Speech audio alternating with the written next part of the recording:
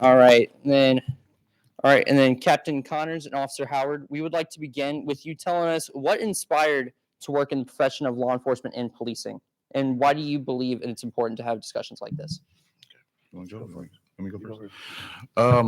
So why I joined law enforcement and why we have discussions? I'm probably going to give you the same answer that you're going to hear a lot of officers give is like when we were kids. We used to see law enforcement officers in our communities and we looked up to them.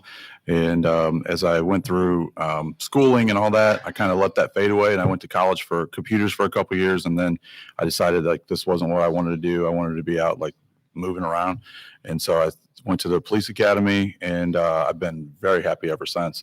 The discussions that these need to have is very important today because there's a lot of things about law enforcement and policing that a lot of people get confused with or they don't understand. And it's important for us to be transparent and talk with the community about these issues. So number one, that we can learn from it and to grow and develop so the community can grow and develop with us. All right. Officer Howard? Yes. Good morning to all the listeners. And I chose to join law enforcement. I was a young child. Again, like the captain, to recap on what he said, watching police officers out in the streets do their jobs was a turn on for me.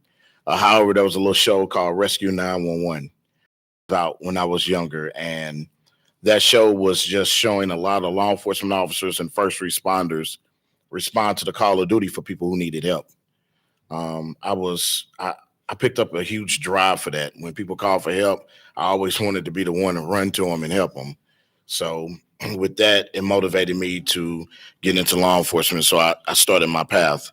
As far as the discussions go, I completely agree. These discussions are very, very credible, especially this day and time. As we all know, law enforcement has evolved and it changes with time. The police officers that I knew when I was young are not the police officers that you all know right now while you're young. So therefore, with new laws being surfaced and new developments of the new millennium coming about, you need to learn more about law enforcement and what happens when you encounter law enforcement and et cetera. So I feel like these topics and discussions are very, very important and credible. All right, thank you. So right now we're going to just open up some questions from students. Does anyone want to come up here? Ask any questions? All right, you can come up here. All right. Do you feel like your life is in jeopardy every day when you walk out the door? Yeah. I mean, there's always that element there that's that you cannot go home. I mean, it's always out there. Just because you put on a uniform, that's almost sometimes a target for some people that are have mental crisis or people that just dislike the police in general. So yeah, you're always seem to have a target. Yes, absolutely. Okay, thank you. Yes. I got 5 questions. So they're not really attacking. They're just genuine questions about what do you do in your everyday life. The first one is, what was the hardest part about training at the academy? Go ahead. All right. So the hardest part with training at the academy was me. Wow. I would have to say criminal law. The first portion of criminal law, it's a lot of case law that you have to learn. Even to this day, I have not memorized all of case law, but in the beginning, you kind of feel like, well, why are we learning this case law? It's not, we want to get out and carry a gun and a badge. However, it's the case law that sets the tone for law right now. So we can't violate your rights because of successful cases that has went before the Supreme Courts and the rulings were found in the victim's favor. So secondly, the next hardest part of the academy was the taser. Mace did not affect me at all. However, the taser, it definitely gave me what we call a ride. I did not like it at all. And I almost plead with individuals when I'm at work. If it gets to that point where I have to go less lethal and use a taser, I tell them 3 or 4 times, hey, listen to me, please comply, please comply. You don't want this ride. So that was about it. Everything else in the academy for me was very experiencing and I loved it. Do you have any experiences, Sean Connors? Yeah, I'll echo Officer Howard. Everything he said was difficult. The physical training is not easy for some. I know I had a lot of guys in my academy class that struggled with the long runs and things like that. So that was another aspect that some people don't think about. But there's just a lot thrown at you in a short amount of time. So trying to process it all is difficult in itself. All right. My second question is, can you elaborate on a specific experience you had at the academy that you still reference today as a working officer? Pepper spray. What do you say? Pepper spray, 100%. Yeah. If I see someone with pepper spray, like I try to run as far away as I can because once they spray in the air, it gets in the air, it gets everywhere.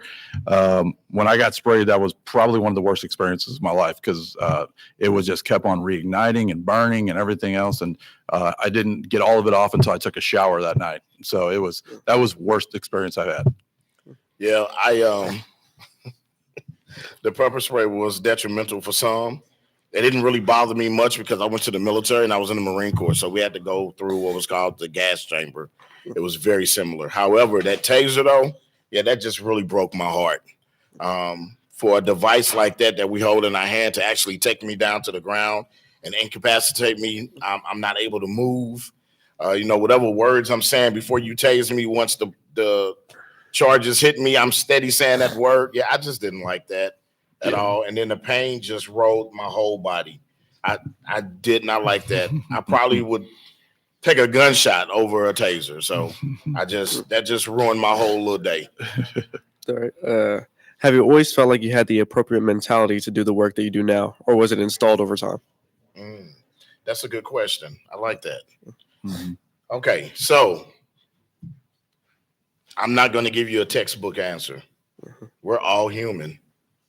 For me, I definitely had to train myself.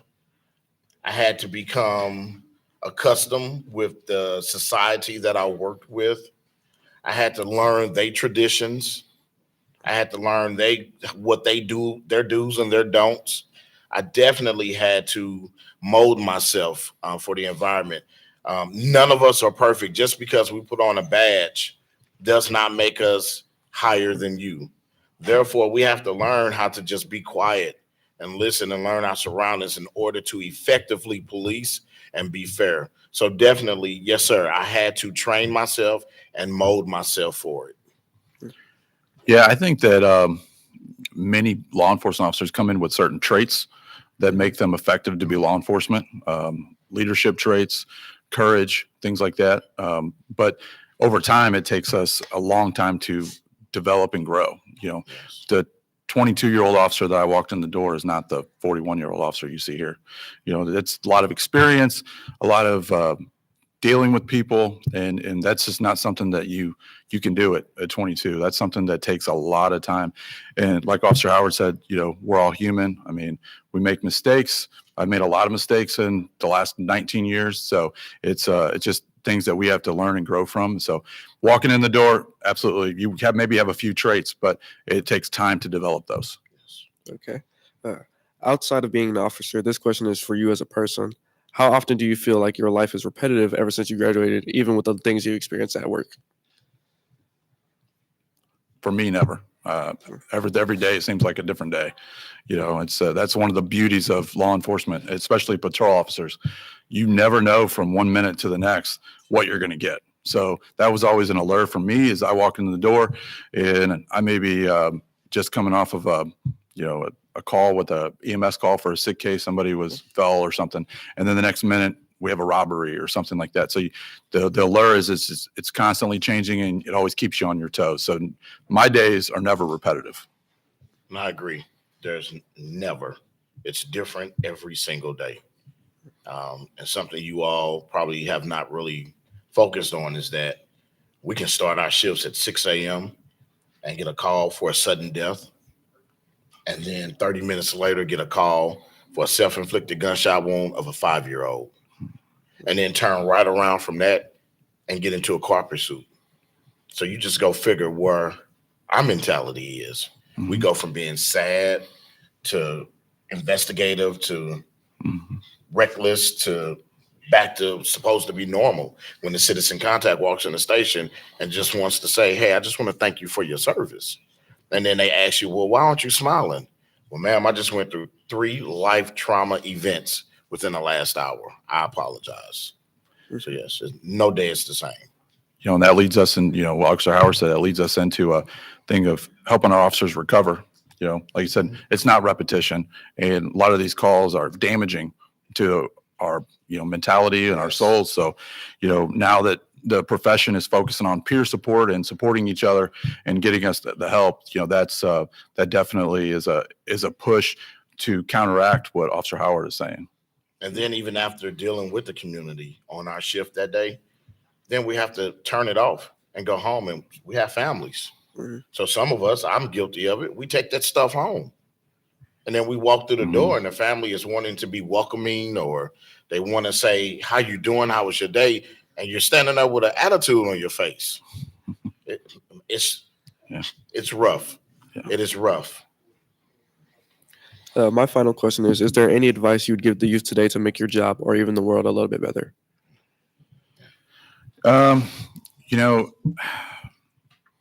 One of the biggest things that causes an issue, and I don't want to say general compliance, because that's not the thing.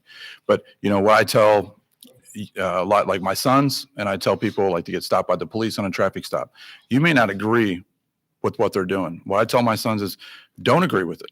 Just give them your license, take your ticket. We'll deal with that with the supervisor afterward, or we'll deal with that with the officer afterward. I go in the heat of the moment, like just go with what they're doing and comply with that. That's one of the biggest things that goes the other direction.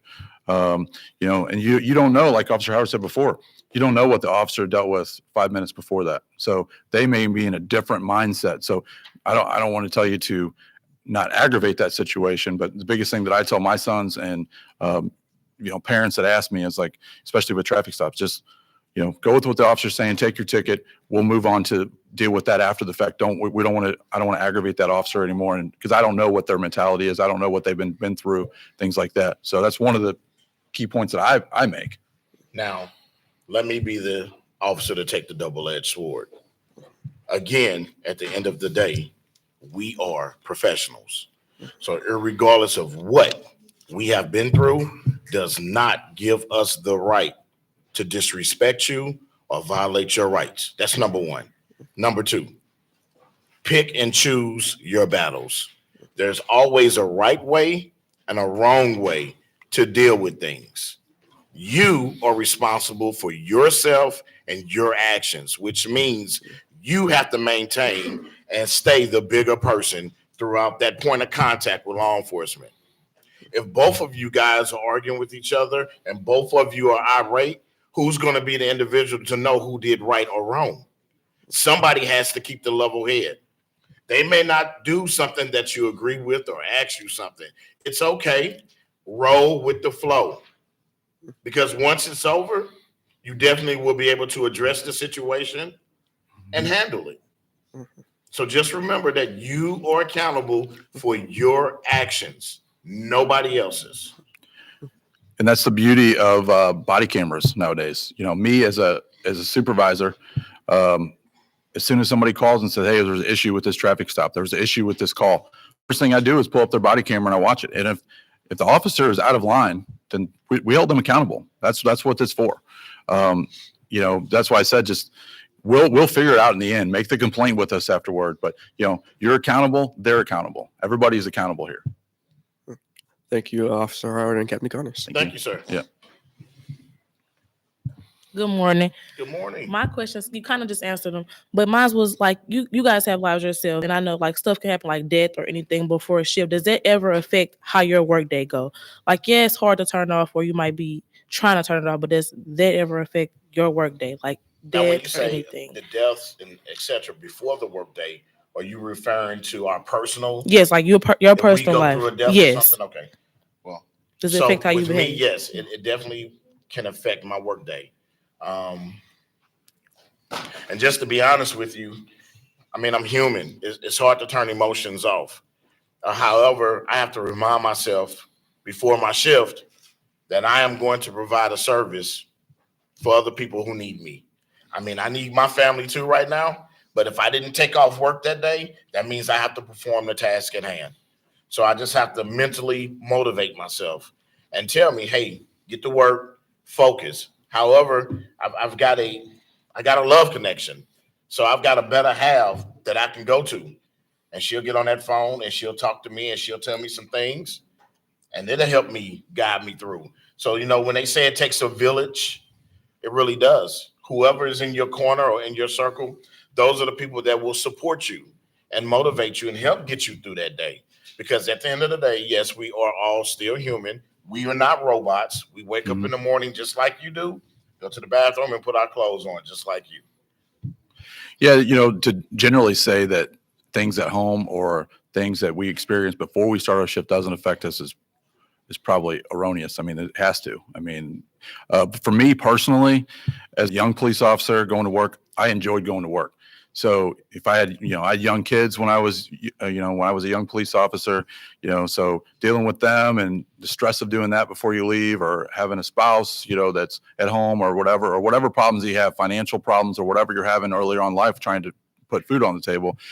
For me personally, that work was my release. Like I went to work and I could turn it off, and I just forgot about every other problem that I had, and I was just focused on my job. And for me personally, I always enjoyed that aspect of it, but that doesn't work for everybody. Right.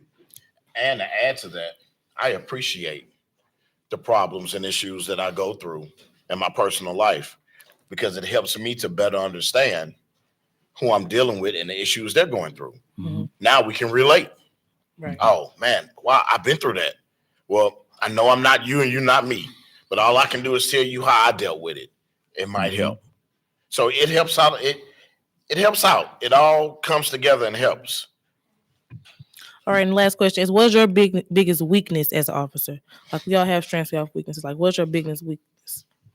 Mine's always been cases involving small kids.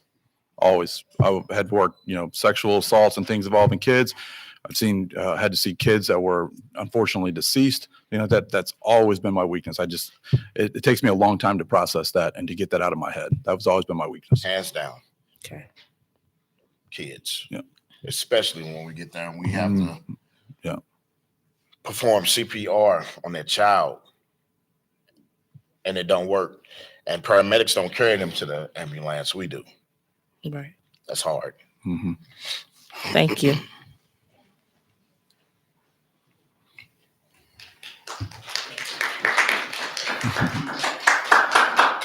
Any more questions? Any more questions from our audience? Media? All right. You have a question? Okay. No more questions? All right.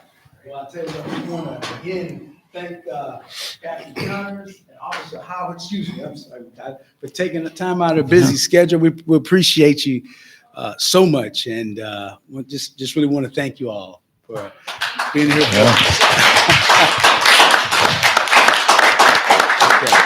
Thank you again. I think as a profession, I think we appreciate you all Yeah, taking the definitely. time to talk to us. Thank you.